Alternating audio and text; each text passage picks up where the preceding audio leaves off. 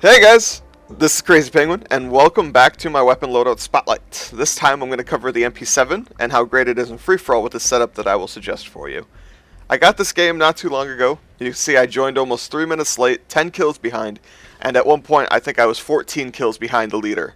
And this game is just a testament to how powerful this setup is when you play the way I suggest. And there is obviously some skill involved, but this can help tailor your game to making it a very one-sided win. Pull up the loadout here. I don't want to keep this up here too long. It's going to take up a bit of your screen.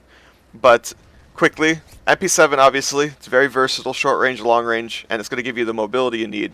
You want extended mags so you don't have to reload so often. Free for all, you can find yourself in some pretty hairy situations, and a silencer so that people aren't swarming you and you can play the way you want to play.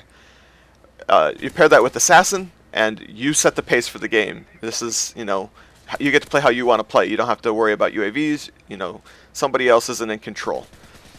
Secondary, a lot of people set self-imposed rules. They say, oh, you can't use the Akimbo FMG9s because they're overpowered. I'm not like that. I didn't even see that guy coming.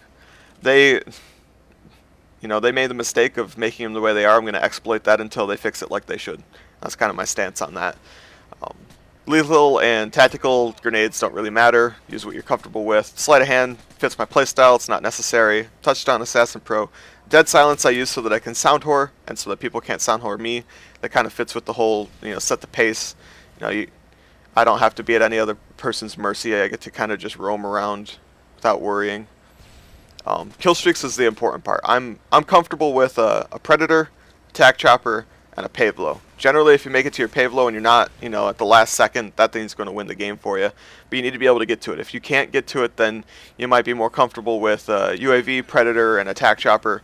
In case you die fairly often, it'll give you the opportunity to use the UAV to get back on your feet.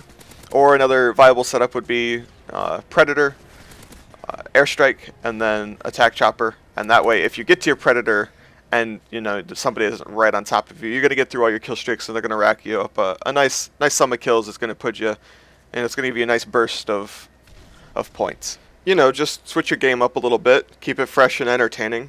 But let's transition just a little bit here. So now you have the loadout, but how do you use it to win? What do you have to do? How do you tailor your gameplay so that this works for you? There's a lot of basic tips that people will tell you, and just because you've heard it before doesn't mean that it's not worth rehearing. They always say, stay to the outside of the map, which you'll see me doing throughout this game. Don't sprint around corners, and this is all true for any game type, really. But I want to impose on you how important it is to kind of, I mentioned earlier, set your own pace. Like, play what's comfortable, play how you want to play, let people come to you. Don't be overly aggressive. There's going to be a person around every corner, so you might as well go around every corner expecting them to be there.